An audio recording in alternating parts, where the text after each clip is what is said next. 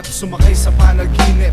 Alang liwanag o sinag na maaaninag, bakas ng luksa ay sa mukha na babanaag. Madilim na landas ang kanyang tinatahak, pilit binubunot ang punyal na nakatarak sa puso at isip, walang umaagapay. Sa hirap na dinanas ay hindi makagulapay. Sa bagay-bagay, sa sitwasyong sumasaklob, maliit na samahan doon siya'y napapaloob. At sa bawat lakad, makitid ang dinaraanan, di malayong masalubong niya si kamatayan. Mayroong hidwaan, may grupo sa kaliwat sa kanan, lahat lalaban, walang bakas ng alinlangan.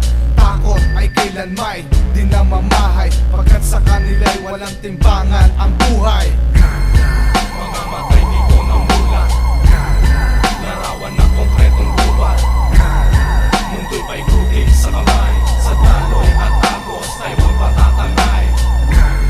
Ang tapang ay di nasusukat, galit sa puso'y nagbuhat. Sa lupain ito namuhay, dito na rin siguro mamamatay. Mamamatay dito na mula, larawan ng konkretong buwan. Mundo'y paikutin sa kamay, sa daloy at agos ay huwag patatangay. Ang tapang ay di nasusukat, galit sa puso'y nagbuhat. Sa lupain ito namuhay, dito na rin siguro mamamatay. Dati ay ningas, ngayon'y nag-aalam. Sa tuwing magkikita'y naglalagablab ang mga mata, nahihitik sa pagnanasa. Sa tuwing na ang gusto nila ay manalasa, hindi na barya na tulad dati ay kontento. Iba na ang lakad ngayon, pre-komplikado, delikado.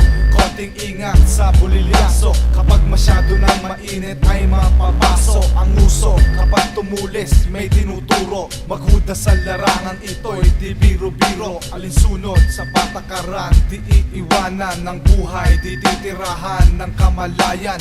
Kahit dugo na mas malapot pa sa tubig, wag na wag mo lang masasaling o matatabig ang iyong aninag sa salamin pag di malinaw. Hudyat na ang mundo mo ay malapit ng maghunaw. Ang budil na tinanim nga ay naging puno, sabay sa paglaki naman nito ay ang pagguho ng iyong pangarap na mabigyang kinabukasan. Ngayon hindi na nga nila ito masisilayan. Ang iyong magulang, kapatid at ang mga minamahal, sana'y noon pa may hindi ka nagpakahangal.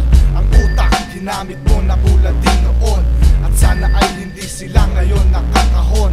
Pagsisihan, paulit-ulit pag-isipan, talagang mali ang butas na iyong pinasukan. Walang labasan at di mo na matatakasan, para ba sakit na di mo na malulunasan. Iwasan ang susunod pang pagkakamali, tanim sa utak na ginto ang bawat sandali.